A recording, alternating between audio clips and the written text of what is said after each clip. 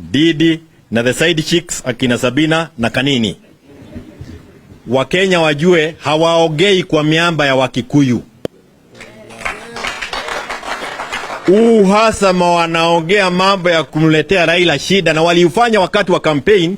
Sio Wakikuyu, ni wao wenyewe wakiwa wanajitakia kuonekana kama ndio watu wa maana sana kule Chakahoro Annex. Nataka kurudia tena. Wakikuyu kutoka Mount Kenya, wao wako na shida pia ya gharama ya maisha. Watoto wao hawaendi shule kwa sababu hawana uwezo wa kulipa school fees. Gharama ya stima iko juu. Wao pia wanataka kuona sava inasema nini.